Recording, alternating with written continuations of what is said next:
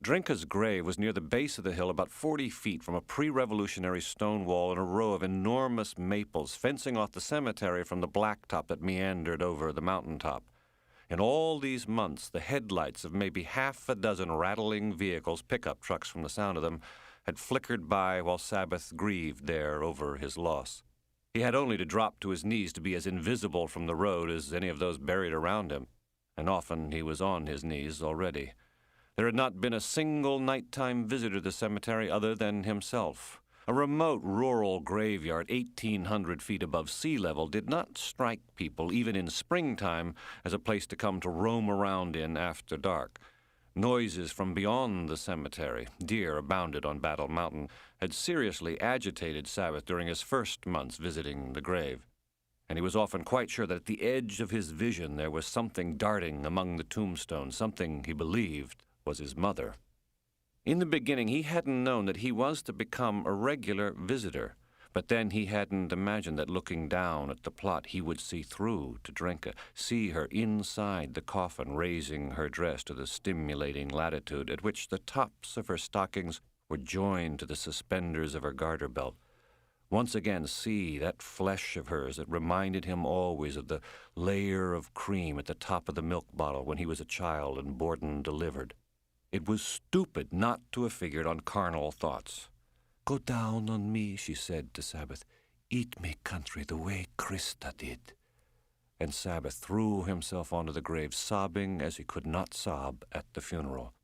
Now that she was gone for good, it was incredible to Sabbath that not even when he was very much the crazy, cunt-struck lover, before Drinka became just an absorbing diversion there to have fun with, to fuck with, to plot, to scheme with, that not even back then had he thought to exchange the excruciating boredom of a drunk, de-eroticized Rosanna for marriage to someone whose affinity to him was unlike any woman's he had known outside a whorehouse, a conventional woman who would do anything, a respectable woman who was enough of a warrior to challenge his audacity with hers. There couldn't be 100 such women in the entire country, couldn't be 50 in all of America.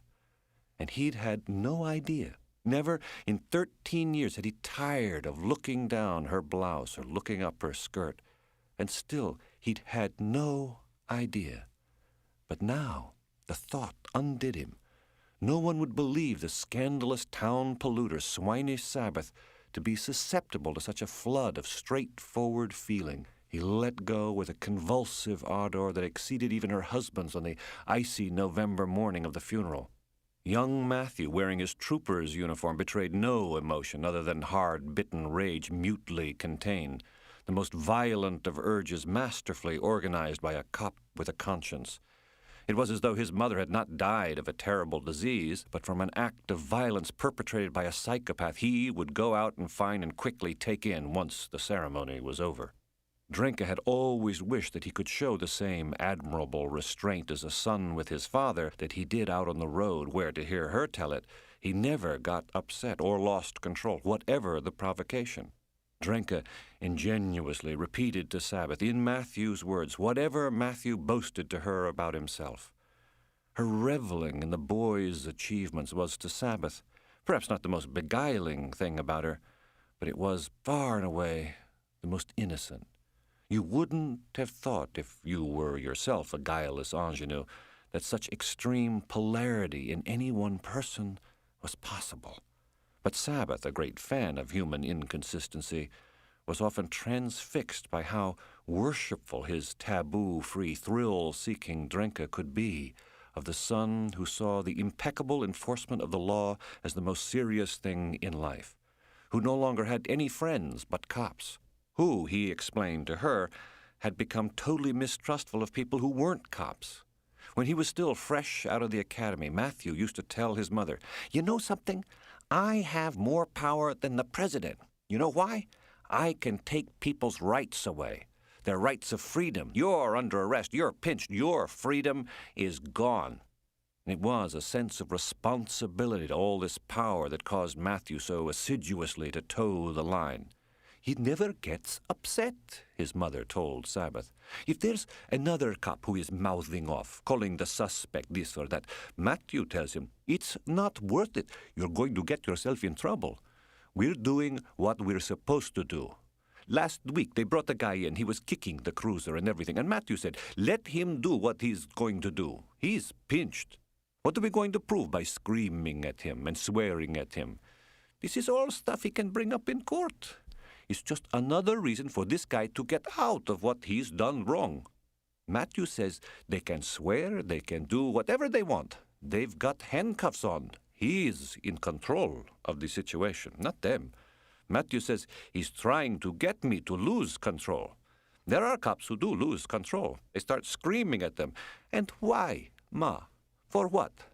Matthew is just quiet and takes them in. For Madame Masca Falls, the crowd at the funeral had been huge.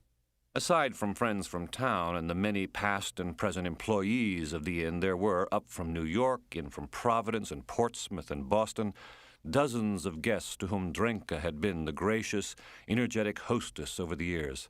And among the guests were a number of men she had fucked. In the face of each, the haggard look of loss and sorrow was clearly visible to Sabbath, who chose to observe them from the rear of the crowd. Which was Edward? Which was Thomas? Which was Patrick? That very tall guy must be Scott. And not far from where Sabbath was standing, also back as far from the coffin as he could get, was Barrett, the new young electrician from Blackwall, the shabby town just to the north that was home to 5 rough taverns and a state mental hospital. Sabbath had happened to pull in behind Barrett's pickup down in the crowded cemetery lot. Across the truck's tailgate were painted the words, Barrett Electric Company. We'll fix your shorts. Barrett, who wore his hair in a ponytail and sported a Mexican mustache, stood beside his pregnant wife. She was holding a bundle that was their tiny baby and weeping openly. 2 mornings a week, when Mrs. Barrett drove down to the valley to her secretarial job with the insurance company, Drenka would drive up past the reservoir to Blackwall and take baths with Mrs. Barrett's husband. He didn't look at all well that day, maybe because his suit was tight, or maybe because without a coat to wear he was freezing to death. He shifted from one long leg to the other constantly, as though at the conclusion of the service he was in danger of being lynched. Barrett was Drenka's latest catch from among the workers making repairs around the inn. Last catch. A year younger than her son.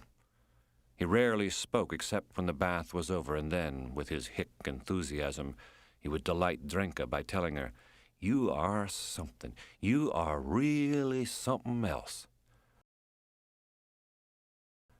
Aside from the youth and the youthful body, what excited Drenka was that he was a physical man.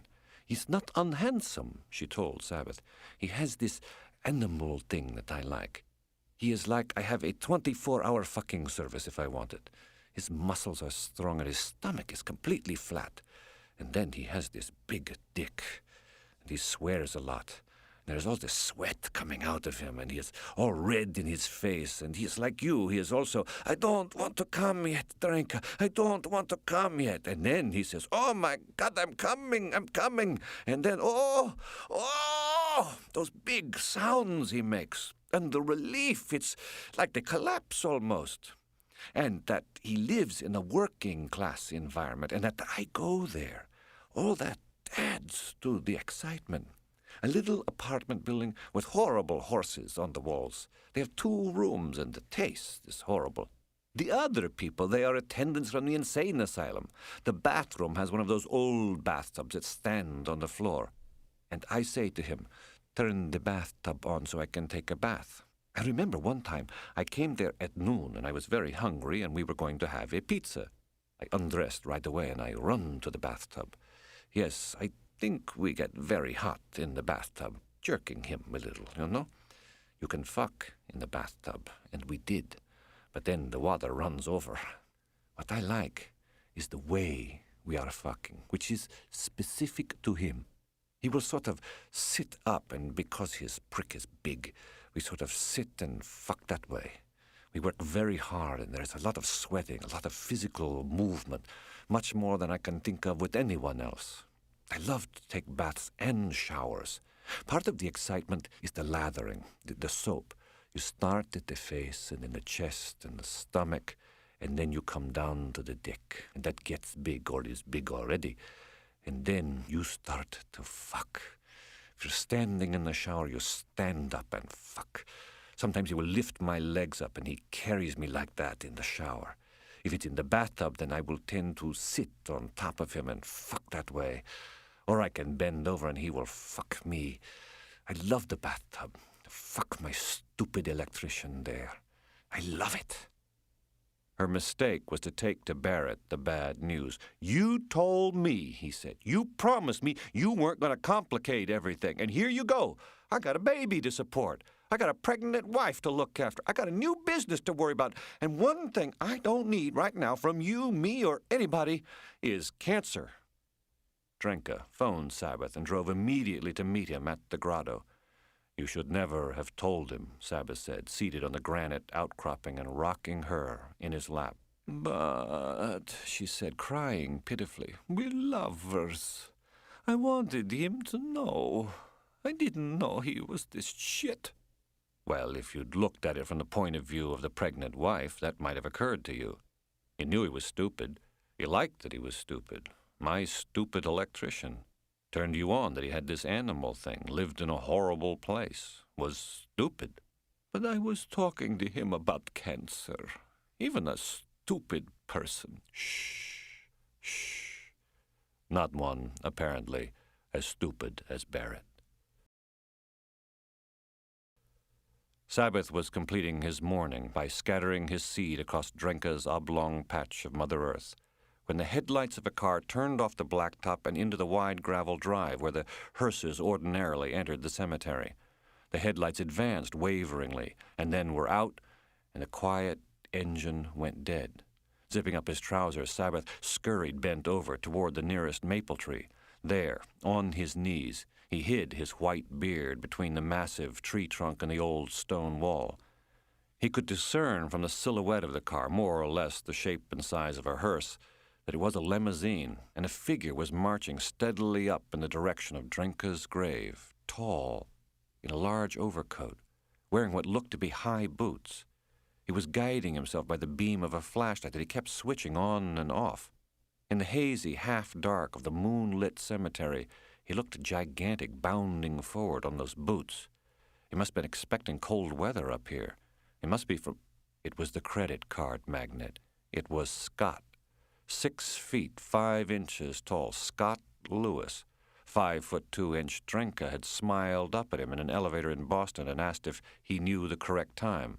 It took only that. He used to sit on his dick in the back seat of the limo while the driver took a slow tour of the suburbs, driving sometimes past Lewis's own house. Scott Lewis was one of those men who told Drenka that there was no other woman like her in the world. Sabbath had heard him say it from the telephone of the limousine. He is very interested in my body, she reported promptly to Sabbath. He wants to take photographs, and he wants to look at me, and he wants to kiss me all the time. He is a big cunt licker, and very tender. Yet, tender fellow that he was, the second evening she rendezvoused with him in a Boston hotel, a call girl Lewis had ordered came knocking at their door only 10 minutes after Drenka's arrival. What I didn't like about it, Drenka told Sabbath on the phone the next morning, was that I didn't have a say in it. It was just put upon me. So what did you do about it? I just had to make the best of it, Mickey. She comes to the hotel room dressed like an upper-class whore. She pulls open her bag, and she has all these things in there. Do you want a little maid's uniform? Do you want it Indian style? And then she takes out her dildos, and she says, do you like this or that? And then, okay, now you start. But how do you get aroused by that? That was kind of hard, even for me. Anyway, I guess we got sort of started. The idea was that the guy was more of the voyeur, interested in seeing how 2 women do it. He asked her mostly to go down on me. It all seems to me so technical and cold, but I decided, okay, I'm going to be game for it. So eventually I did some work, and I was able to get excited by it. But finally, I fucked more Lewis. We two were fucking while she was just sort of in the picture somewhere. After he came, I started kissing her pussy, but it was very dry, though after a while she started moving a little bit, and that then became sort of my mission. Could I make a whore hot? I think maybe I did to some extent, but it was hard to know if she wasn't just playing it. You know what she said to me? To me? She says when we're all getting dressed, "You're very hard to make come." She was angry. The husbands want me to do this all the time. She thought we were husband and wife. But you took unusually hard work. Husbands and wives are very common, Mickey. The whore said that's what she does all the time. That's difficult for you to believe, he asked. You mean, she replied, laughing happily, everybody is crazy like us? Crazier, Sabbath assured her. Much, much crazier.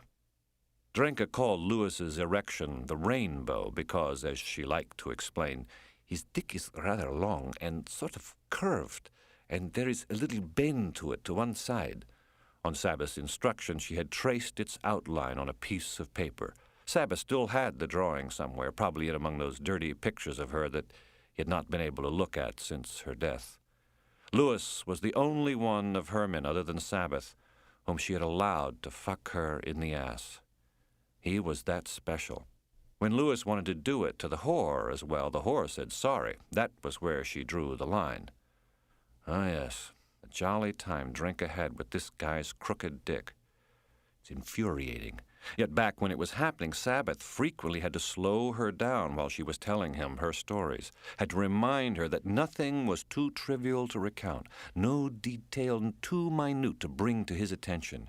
He used to solicit this kind of talk from her, and she obeyed, exciting them both, his genital mate, his greatest pupil.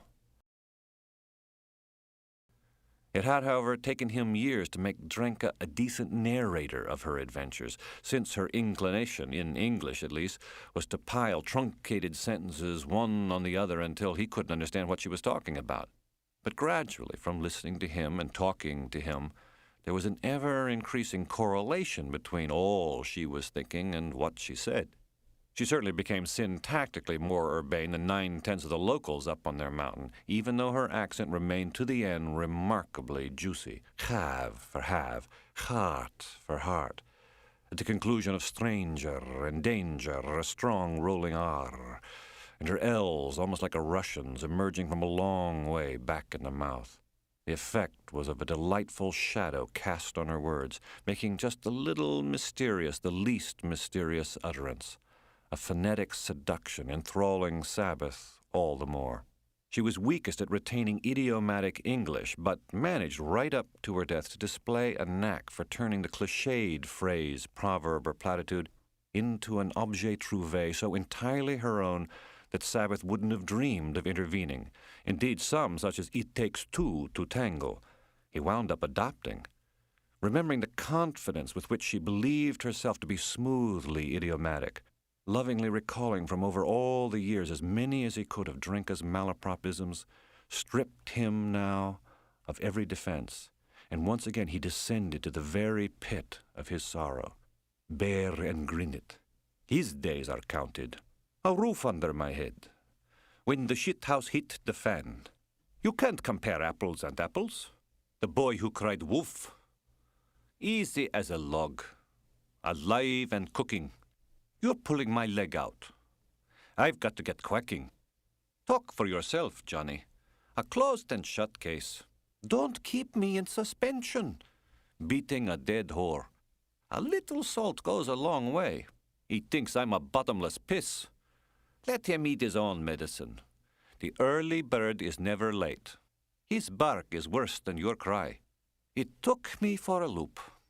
It's like bringing coals to the fireplace. I feel as though I've been run over by a ringer. I have a bone to grind with you. Crime doesn't pay off. You can't teach an old dog to sit. When she wanted Matia's dog to stop and wait at her side instead of saying heel, Drenka called out, "Foot!" And once, when Drinka came up to Brick Furnace Road to spend an afternoon in the Sabbath's bedroom, Rosanna was visiting her sister in Cambridge, though it was raining only lightly when she arrived.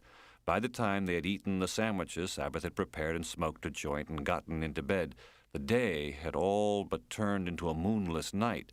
An eerie, black hour of silence passed, and then the storm broke over their mountain. On the radio, Sabbath later learned that a tornado had torn apart a trailer park only 15 miles west of Madamascar Falls. When the turbulence overhead was most noisily dramatic, hammering down like artillery that had finally found its target in Sabbath's property, Drenka, clinging to him beneath the sheet, said to Sabbath in a woozy voice, "Oh, I hope there is a thunder catcher on this house." "I am the thunder catcher on this house," he assured her. When Sabbath saw Lewis bending over the grave to place a bouquet on the plot, he thought, "But she's mine. She belongs to me." What Lewis did next was such an abomination that Sabbath reached crazily about in the dark for a rock or a stick with which to rush forth and beat the son of a bitch over the head.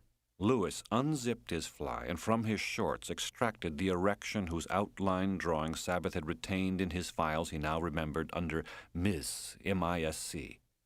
He was a long time rocking back and forth, rocking and moaning, until at last he turned his face upward to the starry sky and a full, fervent basso profundo echoed across the hills, "Suck it, Drenka, suck me dry." Though it was not phosphorescent, enabling Sabbath visually to chart its course, though it was not sufficiently clotted or dense for him to hear it splatter to the ground even in that mountaintop silence, simply from the stillness of Lewis's silhouette and from the fact that his breathing was audible 30 feet away, Sabbath knew that the tall lover had just commingled his wad with the short ones. In the next moment, Lewis had fallen to his knees, and before her grave in a low, tearful voice, he was lovingly reciting, "Tits, tits, tits, tits." Sabbath could endure only so much. A rock he'd kicked out from between the large protuberant roots of the maple, a rock as big around as a bar of soap, he picked up and hurled in the direction of Drenka's grave. It clanged against a tombstone nearby, causing Lewis to jump to his feet and look frantically about. Then he ran down the hill to the waiting limo, whose engine immediately started up. The car backed out of the drive and into the road, and only then did the headlights come on and the limousine whiz away. When he rushed across to Drenka's grave, Sabbath saw that Lewis's bouquet was huge, containing perhaps as many as 4 dozen flowers. The only ones he could recognize with the aid of his flashlight were the roses and the carnations. He didn't know any of the others by name, despite all those summers of Drenka's tutoring. Kneeling down, he gathered up the bouquet by its bulky bundle of stems and clutched it to his chest as he started along the dirt path toward the highway and his car. At first, he imagined that the bouquet was wet from the shop, where the flowers would have been kept fresh in vases of water. But then the texture made him understand what, of course, the wet substance was. The flowers were drenched with it. His hands were covered with it. So was the chest of the dirty old hunting jacket with the enormous pockets in which he used to carry puppets down to the college before the scandal with Kathy Goolsby.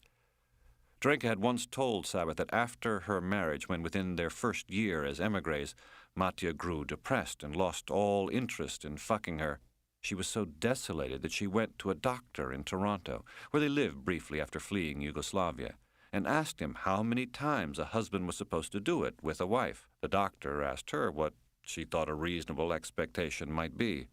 Without even stopping to think, the young bride replied, "Oh, about 4 times a day." The doctor asked where a working couple was to find the time that would take, other perhaps than on the weekend. She explained, her fingers doing the calculating. "You do it once about 3 in the morning when sometimes you hardly know you do it. You do it at 7 when you wake up. You do it when you come home from work and before you go to sleep. You could even do it 2 times before you go to sleep." Why this story had come to him as he cautiously descended the dark cemetery hill, the bespattered flowers still clutched in his hands, was because of that triumphant Friday, only 72 hours after Matya's Rotary speech, when she had ended the day, not the week, the day, awash with the sperm of 4 men, Nobody can accuse you, Drenka, of being timid in the face of your fantasies. 4, he said. Well, I'd be honored to be numbered among them should there ever be a next time. He found, on hearing this story, not merely his desire inflamed, but his veneration, too. There was something great about it, something heroic. This shortish woman, a little on the plump side, darkly pretty, but with an oddly damaged-looking nose. This refugee who knew hardly anything of the world beyond her schoolgirl split, population 99,462, and the picturesque New England village of Madamascar Falls, population 1,109, seemed to Sabbath a woman of serious importance. It was the time I went to Boston, she told him, to see my dermatologist. That was very exciting. You sit in the doctor's office and you know you're his mistress and he's turned on, and he shows you that he has a big hard-on right in the examination room, and he takes it out, and he fucked me right there during the appointment.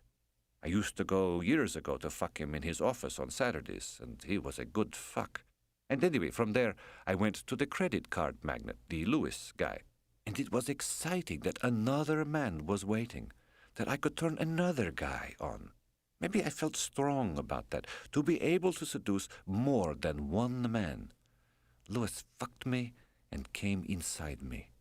That made me feel good. Nobody knows it but I. I am a woman walking around who has the sperm from 2 guys. The third guy was the dean, that college guy who stayed at the inn with his wife. His wife was in Europe, so I was having dinner with him. I didn't know him. That was the first time. You want me to be really blunt about the whole thing? I discovered that I had got my period.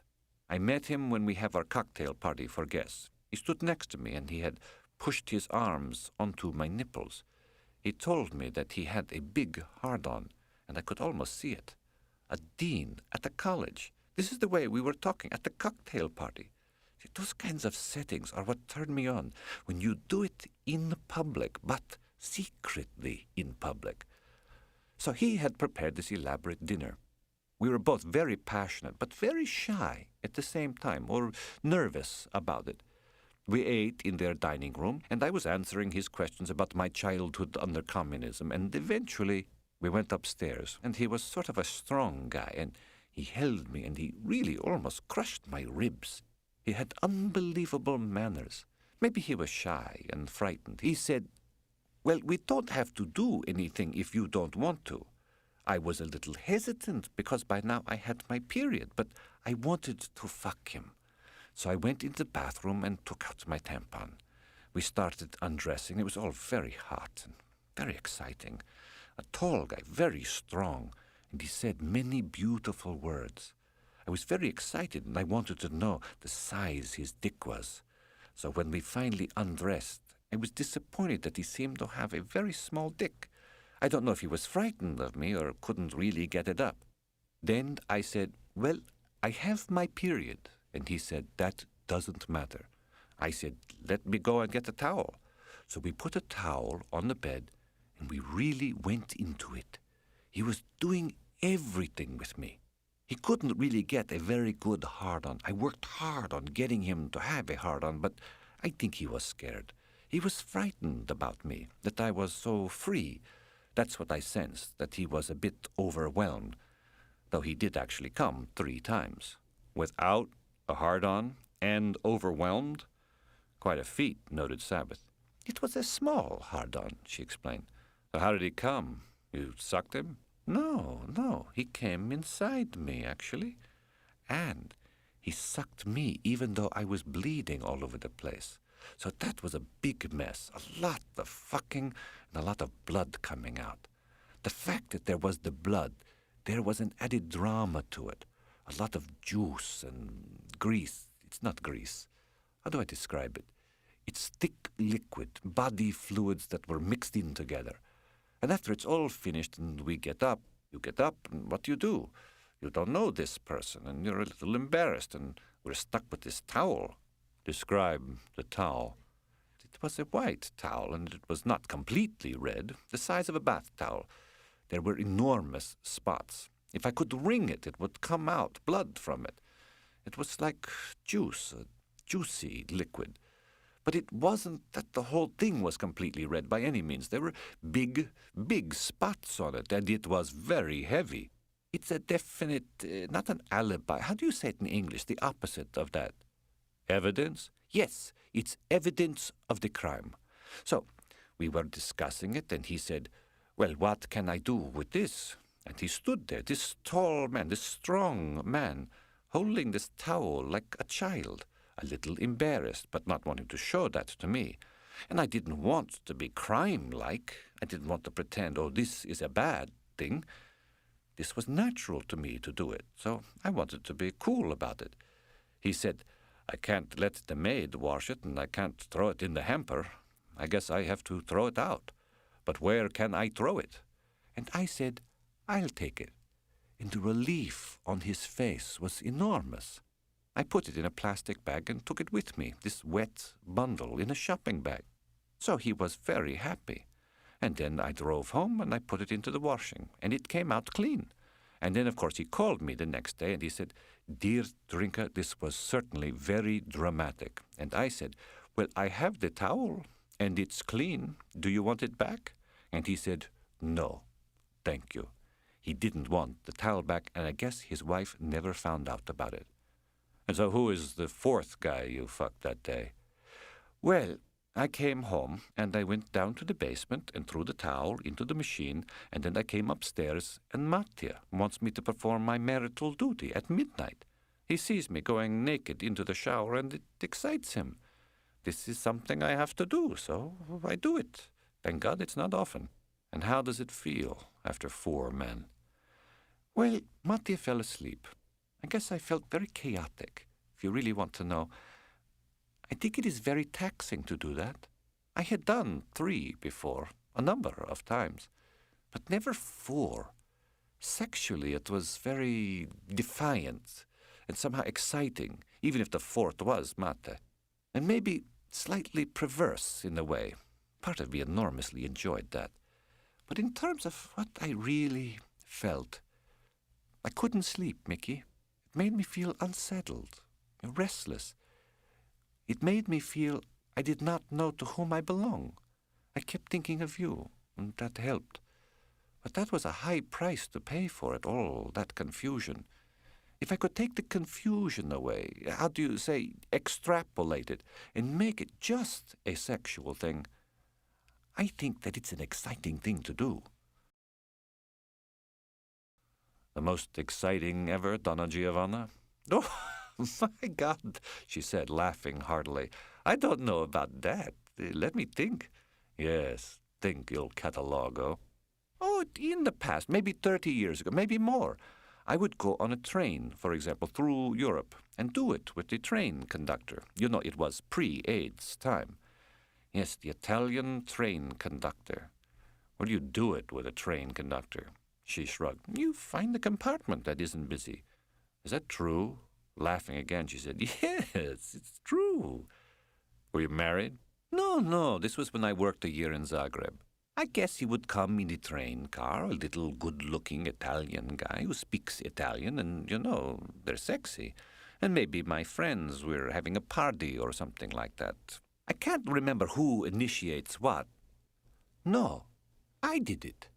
I sold him cigarettes. It was expensive to travel in Italy, so you take with you something to sell. You buy it cheaply in Yugoslavia. Cigarettes were inexpensive, and the Italians would buy out the cigarettes. They had the names of rivers, the Yugoslav cigarettes. Drina, Morava, Ibar. Yes, they were then all words of rivers. You make twice as much, maybe 3 times as much as you paid. So I sold him cigarettes. That's how it started. When I was working in Zagreb that year after high school, I loved to be fucked. It made me feel very, very good to have my cunt full of sperm, of cum. It was wonderful, maybe a powerful feeling. Whoever was the boyfriend, you would go to work that next day knowing you had been well fucked, and you're all wet, and the pants were wet, and you walked around wet. I enjoyed that. And I remember I knew this older guy. He was a retired gynecologist. And somehow we were talking about this, and he thought it was very healthy to keep the cum in the cunt after you've had fucked. and I agreed with him. This turned him on. But it was no use, he was too old. I was curious to do it with a very old man, but he was already 70, and so it was a closed-and-shut case. When Sabbath reached his car, he walked beyond it some 20 feet along the hiking trail into the woods, and there he hurled the bouquet into the dark mass of the trees. Then he did something strange even for a strange man like him, who believed himself inured to the limitless contradictions that enshroud us in life. Because of his strangeness, most people couldn't stand him. Imagine, then, if someone had happened upon him that night in the woods, a quarter-mile down from the cemetery, licking from his fingers Lewis's sperm, and beneath the full moon chanting aloud, "I am drinka, I am drinka." Something horrible is happening to Sabbath. But horrible things are happening to people all the time. The next morning, Sabbath learned about Lincoln Gelman's suicide. Link had been the producer of Sabbath's indecent theater and the Bowery Basement Players during those few years in the 50s and early 60s when Sabbath had amassed his little audience on the Lower East Side. After Nicky's disappearance, he had stayed a week with the Gelmans in their big Bronxville house. Norman Cowan, Link's partner, called with the news. Norman was the subdued member of the duo. If not the office's imaginative spearhead, then its level-headed guardian against Link's overreaching. He was Link's equilibrium. In any discussion, even of the location of the men's room down the hall, he could come to the point in about 1/20th of the time that Link liked to take to explain things to people.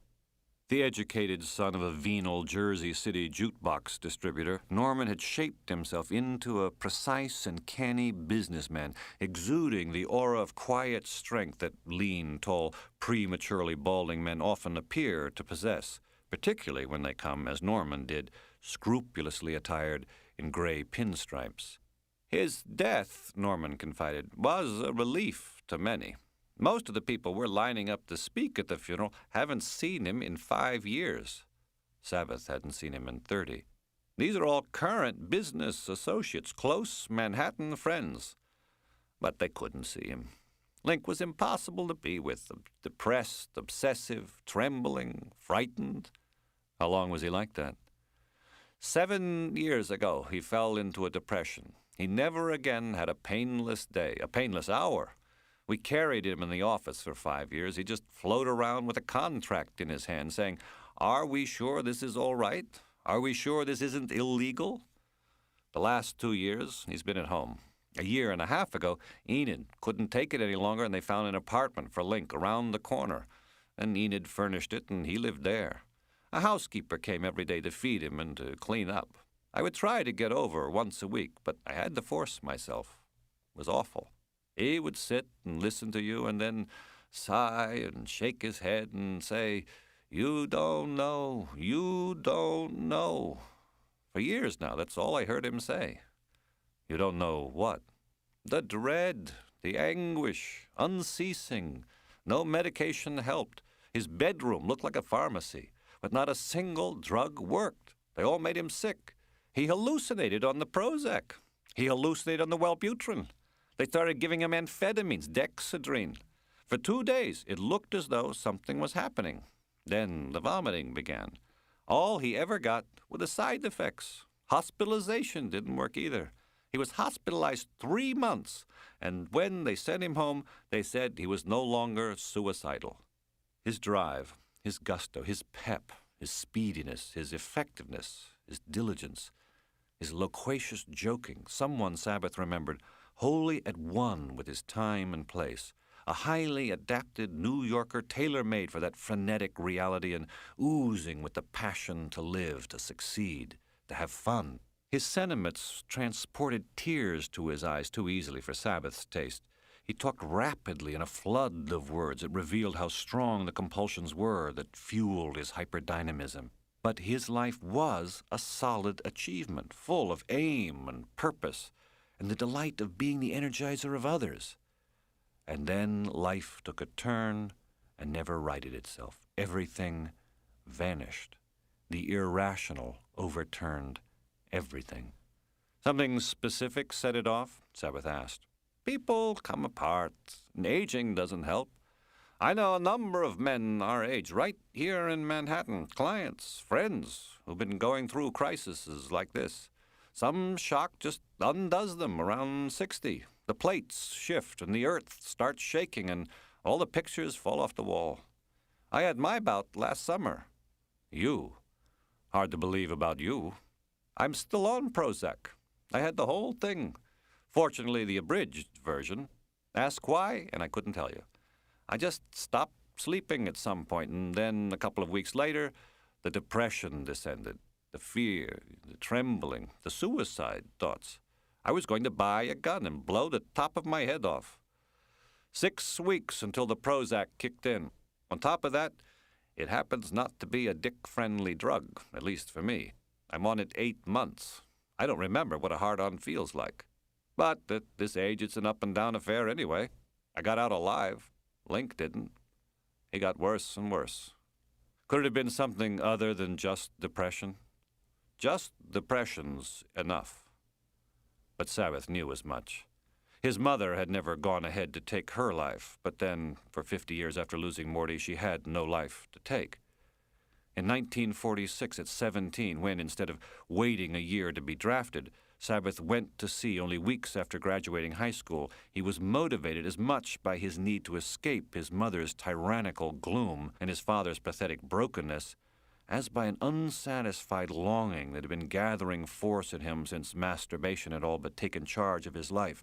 A dream that overflowed in scenarios of perversity and excess, but that he now, in a seaman's suit, was to encounter thigh to thigh, mouth to mouth, face to face. The worldwide world of whoredom, the tens of thousands of whores who worked the docks and the portside saloons wherever ships made anchor, flesh of every pigmentation to furnish every conceivable pleasure, whores who in their substandard Portuguese, French, and Spanish spoke the scatological vernacular of the gutter. They wanted to give Link electric shock treatment, but he was too frightened and he refused. It might have helped, but whenever it was suggested, he curled up in a corner and cried.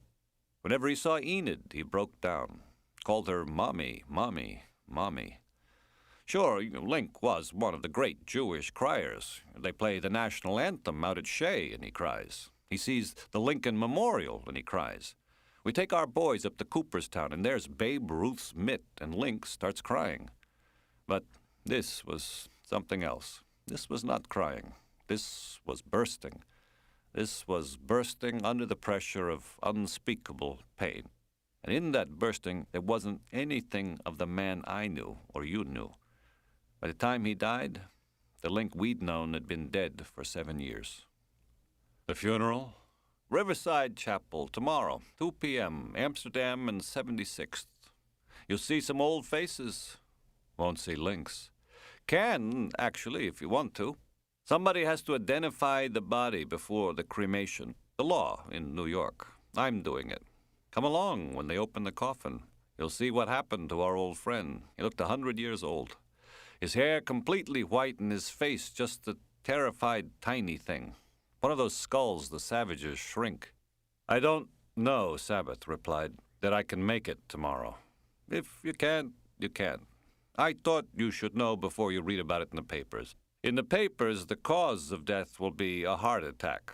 That's the cause the family prefers. Enid wouldn't have an autopsy.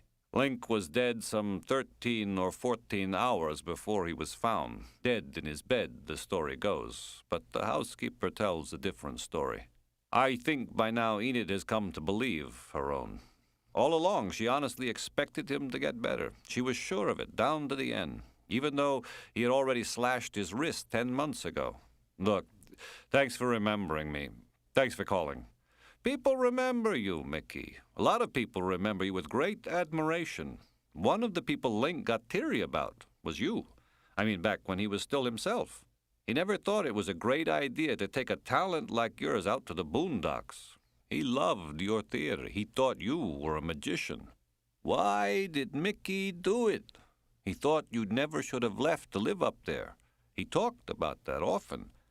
Well, that's all long ago. You should know that Link never for a moment considered you responsible in any way for Nicky's disappearance. I certainly didn't, and don't. The fucking well poisoners.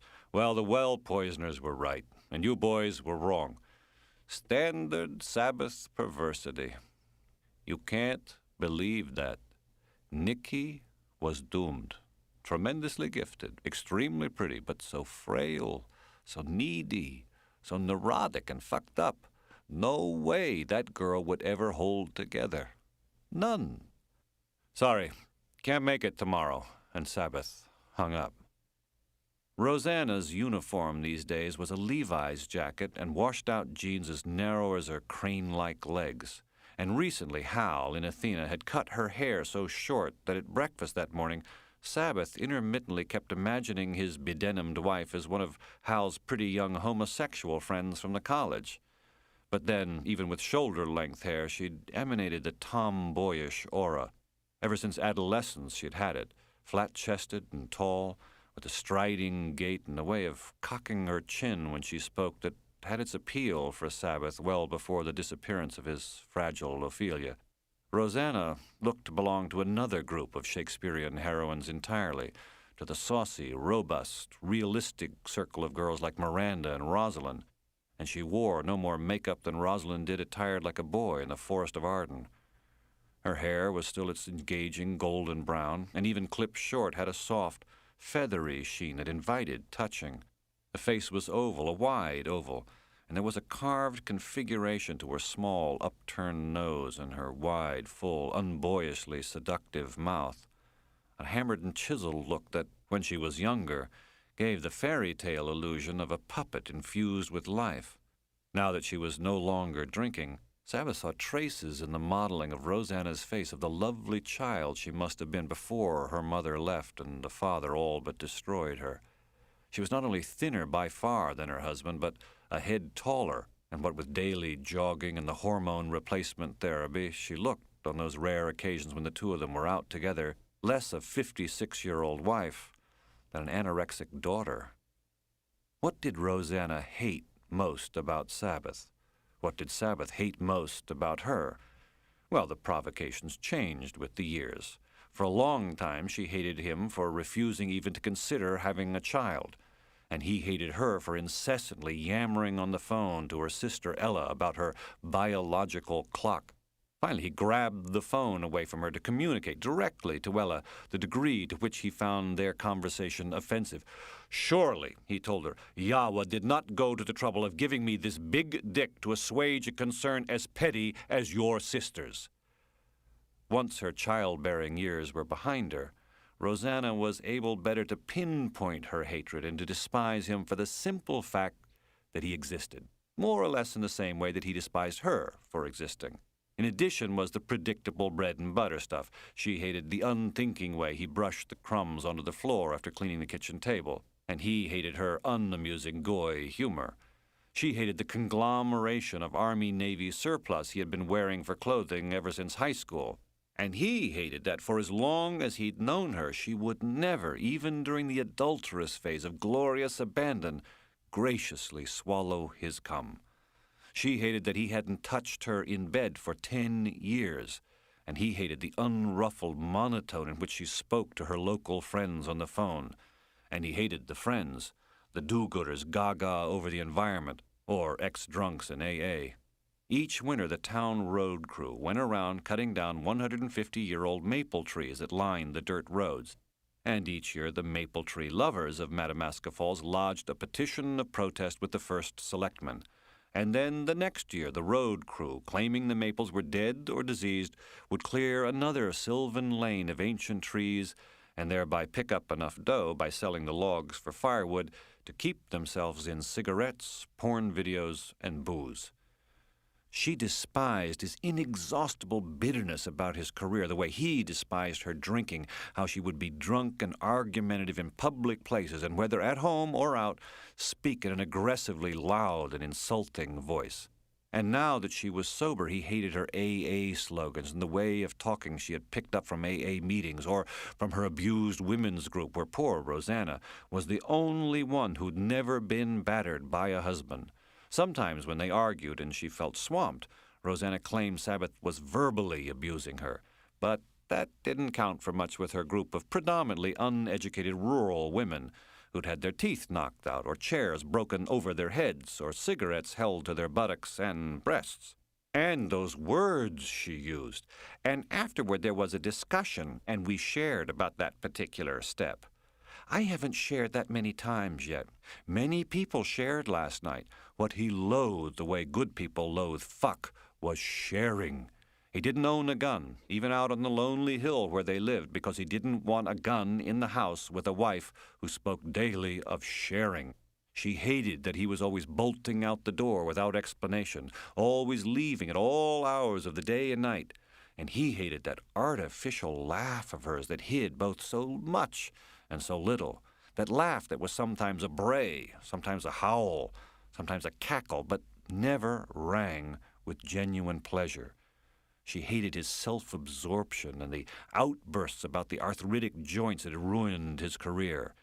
And she hated him, of course, for the Kathy Goolsbee scandal, though had it not been for the breakdown brought on by the disgrace of it, she would never have been hospitalized and begun her recovery.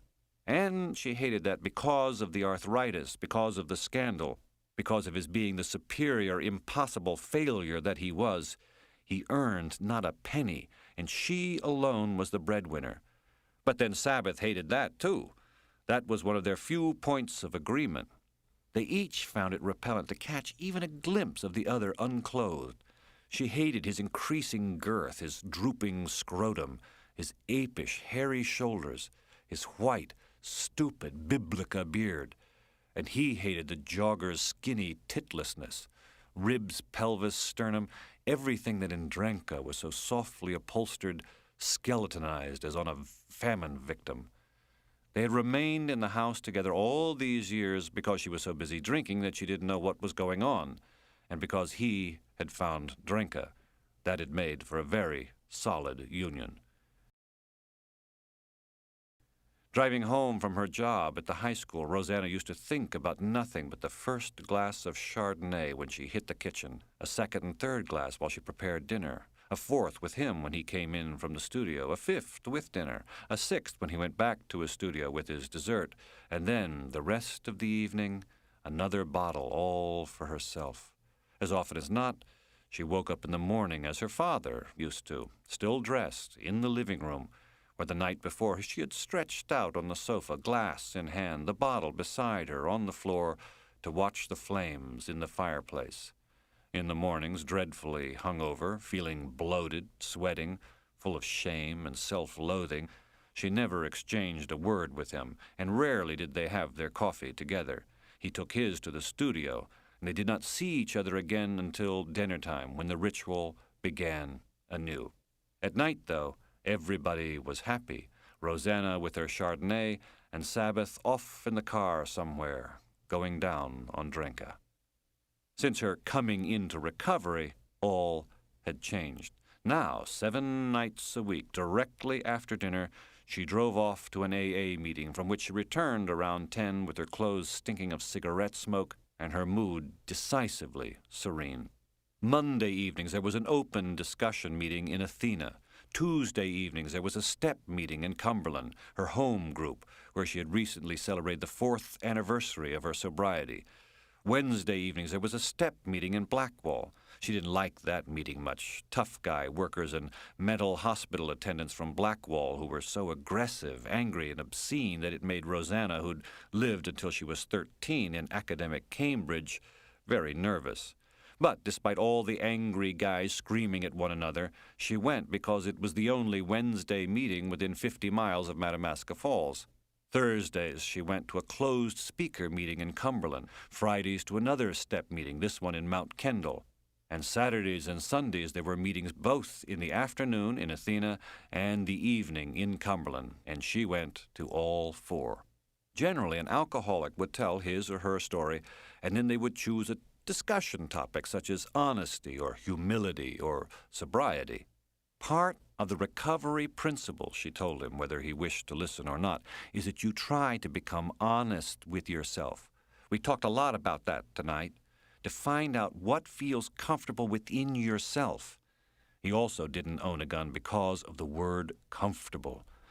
Isn't it tedious being so comfortable? Don't you miss all the discomforts of home? I haven't found it so yet. Sure, there are drunkalogues where you fall asleep when you listen to them, but what happens with the story format, she went on, oblivious not merely to his sarcasm, but to the look in his eyes of someone who had taken too many sedative pills, is that you can identify. I can identify with that. I can identify with the woman who didn't drink in bars, but sat secretly drinking at home at night and had similar sorts of suffering. And that's a very comfortable sort of feeling for me. I'm not unique, and somebody else can understand where I'm coming from. People that have long sobriety, that have this aura of inner peace and spirituality that makes them appealing. Just to sit with them is something. They seem to be at peace with life. That's inspiring. You can get hope from that. Sorry, mumbled Sabbath, hoping himself to deal her sober-alog a death blow. Can't identify. That we know, said Rosanna, undaunted, and continued speaking her mind now that she was no longer his drunk. You hear people at meetings say over and over that their family is what exacerbates everything. At AA, you have a more neutral family that is, paradoxically, more loving, more understanding, less judgmental than your own family. And we don't interrupt each other, which is also different from at home. We call that crosstalk. We don't use crosstalk. And we don't tune out. One person talks and everybody listens until he or she is finished. We have to learn not just about our problems, but how to listen and to be attentive. And is the only way to get off the booze to learn to talk like a second grader? As an active alcoholic, I compromised myself so horribly hiding alcohol, hiding the disease, hiding the behavior. You have to start all over, yes. If I sound like a second grader, that's fine with me. You're as sick as your secrets. It was not for the first time that he was hearing this pointless, shallow, idiotic maxim. Wrong, he told her, as if it mattered to him what she said, or he said, or anyone said, as if with their mouthings any of them even approached the borderline of truth. You're as adventurous as your secrets, as abhorrent as your secrets, as lonely as your secrets, as alluring as your secrets, as courageous as your secrets, as vacuous as your secrets, as lost as your secrets. You are as human as... No, you're as unhuman, inhuman, and sick. It's the secrets that prevent you from sitting right with your internal being. You can't have secrets, she told Sabbath firmly, and achieve internal peace. Well, since manufacturing secrets is mankind's leading industry, that takes care of internal peace. No longer so serene as she would have liked to be, glaring at her beast with the old engulfing hatred, she went off to immerse herself in one of her AA pamphlets while he returned to his studio to read yet another book about death. That's all he did there now, read book after book about death, graves, burial, cremation, funerals, funereal architecture, funeral inscriptions, about attitudes toward death over the centuries, and how-to books dating back to Marcus Aurelius about the art of dying. That very evening he read about la mort de toi, something with which he had already a share of familiarity and with which he was destined to have more. Thus far, he read, we have illustrated two attitudes toward death. The first, the oldest, the longest held, the most common one, is the familiar resignation to the collective destiny of the species and can be summarized by the phrase, et moriemer, and we shall all die.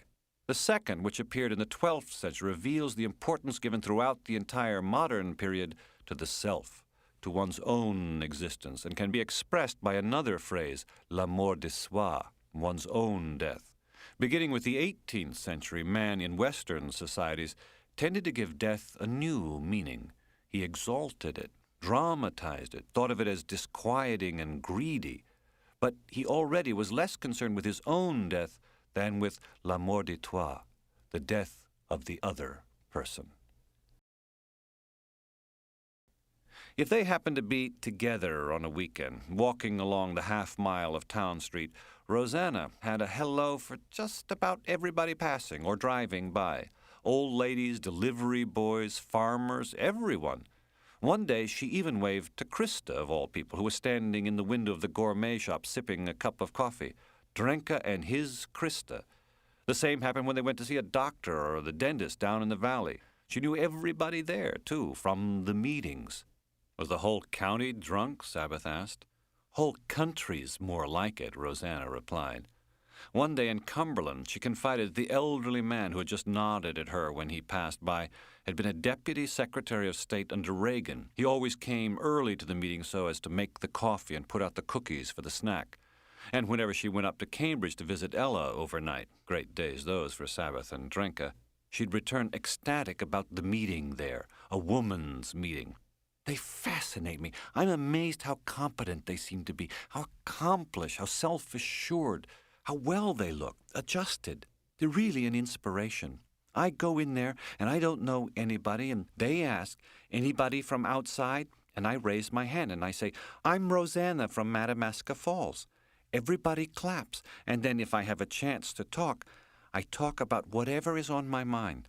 I tell them about my childhood in Cambridge, about my mother and father and what happened, and they listen. These terrific women listen. The sense of love that I experience, the sense of understanding of my suffering, the sense of great sympathy and empathy and accepting. I understand your suffering. I have sympathy. I have empathy. I'm accepting. Oh, yes, sometimes you ask, how did your meeting go? That's true. I can't talk to you, Mickey. You wouldn't understand. You couldn't understand. You can't begin to understand it innately, so it becomes boring and silly to you, something more to satirize. My satire is my sickness. I think you liked it better when I was an active drunk, she said. You enjoyed the superiority, as if you're not superior enough. You could look down on me for that, too. I could be responsible for all your disappointments. Your life had been ruined by this fucking, disgusting, falling down drunk. One guy the other night was talking about how degraded he became as an alcoholic. He was living then in Troy, New York, on the streets. They, the other drunks, just stuck him in a garbage pail, and he couldn't get out of the garbage pail. He sat there for hours, and people would walk by on the streets and wouldn't care about this human being who was sitting there with his legs scrunched up in a garbage pail and who couldn't get out. And that's what I was for you when I was drinking, in a garbage pail. I can identify with that, Sabbath said. Now that she was 4 years out of the garbage pail, why did she go on with him? Sabbath was surprised by how long it was taking Barbara, the therapist in the valley, to get Rosanna to find the strength to strike out on her own like the competent, accomplished, self-assured women in Cambridge who showered her with so much sympathy for her suffering. But then her problem with Sabbath, the enslavement, stemmed, according to Barbara, from her disastrous history with an emotionally irresponsible mother and a violent alcoholic father, for both of whom Sabbath was the sadistic doppelganger. Her father, Kavanaugh, a geology professor at Harvard, had raised Rosanna and Ella after their mother could stand his drinking and his bullying no longer, and in terror of him, abandoned the family to run off to Paris with a visiting professor of Romance languages to whom she remained quite miserably bandaged for 5 long years before returning alone to Boston, her own birthplace, when Rosanna was 13 and Ella 11. She wanted the girls to come live on Bay State Road with her, and shortly after they decided that they would and left their father, of whom they too were terrified, and his new second wife who couldn't stand Rosanna, he hanged himself in the attic of their Cambridge house. And this explained to Rosanna what she was doing all these years with Sabbath, to whose domineering narcissism she had been no less addicted than to alcohol. These connections between the mother, the father, and him were far clearer to Barbara than they were to Sabbath. If there was, as she liked to put it, a pattern in it all, the pattern eluded him. And the pattern in your life, Rosanna asked angrily, that eludes you too? Deny till you're red in the face, but it's there. It's there. Deny It. The verb is transitive, or used to be before the eloquence of the blockheads was loosed upon the land. As for the pattern governing a life, tell Barbara it's commonly called chaos. Nicky was a helpless child you could dominate, and I was a drunk looking for a savior who thrived on degradation. Is that not a pattern? A pattern is what is printed on a piece of cloth. We are not cloth. But I was looking for a savior, and I did thrive on degradation. I thought I had it coming to me. Everything in my life was frenzy and noise and mess. 3 girls from Bennington living together in New York with black underwear hanging up and drying everywhere. Boyfriends calling all the time, men calling, older men. Some married poet naked in somebody's room. The place a mess. Never any meals. A perpetual soap opera of angry lovers and outraged parents. And then one day in the street I saw your screwy finger show, and we met, and you invited me to your workshop for a drink. Avenue B and 9th Street, just by the park.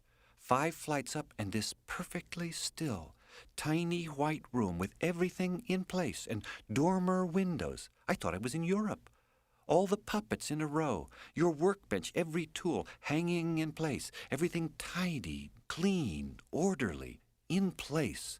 Your file cabinet, I couldn't believe it. How calm and rational and steady seeming, and yet on the street performing, you could have been a madman behind that screen. Your sobriety, you didn't even offer me a drink. Jews never do. I didn't know. All I knew was you had your crazy art, and that was all that mattered to you in the world was your crazy art. And that's why I had come to New York, was for my art, to try and paint and to sculpt. And instead, all I had was a crazy life. You were so focused, so intense, green eyes. You were very handsome. In his 30s, everyone is handsome. What are you doing with me now, Rosanna? Why did you stay with me when I was a drunk? Had the moment come to tell her about Drenka? Some moment had come. Some moment had been coming for months now, since the morning he learned that Drenka was dead. For years he had been drifting without any sense of anything being imminent. But now, not only was the moment galloping toward him, but he was rushing into the moment and away from all he'd lived through. Why? Rosanna repeated. They just had dinner, and she was off to a meeting, and he was off after she'd gone to the cemetery. She was already in her denim jacket, but because she no longer feared the confrontations she formerly evaded via the Chardonnay, she was not leaving the house until she had forced him, this once, to take seriously their miserable history. I am sick of the humorous superiority. I am sick of the sarcasm and the perpetual joke. Answer me. Why did you stay with me? Your paycheck. I stayed, he said, to be supported. She seemed about to cry, and bit her lip rather than try to speak. Come off it, Rosie. Barbara didn't break the news today. It's just hard to believe. Doubt Barbara? Next thing you know, you'll be doubting God. How many people are there left in the world, let alone here in Madamascar Falls, with a full understanding of what is going on? It has always been a premise of my life that there are no such people left, and that I am their leader. But to find someone like Barbara, with a full grasp of what is happening, to discover out in the sticks someone with a fairly complete idea of everything, a human being in the greatest sense of the word, whose judgment is grounded in the knowledge of life she acquired at college studying psychology. What other dark mystery has Barbara helped you to penetrate? Oh, not such a mystery. Tell me anyway. That there may have been real pleasure for you in watching me destroy myself, as you watched Nicky destroy herself. That would have been another inducement to stay.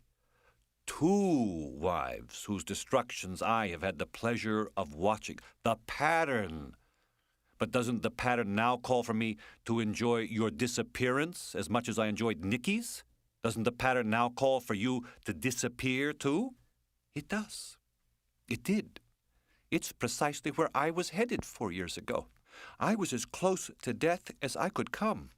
I couldn't wait for winter. I wanted only to be under the ice of the pond. You were hoping Kathy Goolsby would put me there. Instead, she saved me. Your masochistic student slut saved my life. And why do I so much enjoy the misery of my wives? I'll bet it's because I hate them. You hate all women. Can't hide a thing from Barbara. Your mother, Mickey. Your mother. To blame? My little mother who went to her death half out of her mind? She's not to blame. She was what she was. She was the first to disappear. When your brother was killed, she disappeared from your life. She deserted you. And that, if I follow Barbara's logic, is why I find you so fucking boring. Sooner or later, you'd find any woman boring. Not Drenka. Never Drenka. So when is Barbara planning to have you throw me out? This was further along in the confrontation than Rosanna had planned to go just yet. He knew this because she looked suddenly as she had the previous April on Patriots' Day when she'd taken her first crack at the Boston Marathon and fainted just beyond the finish line. Yes, the subject of getting rid of Sabbath wasn't to have come up until she was just a little better prepared to be on her own.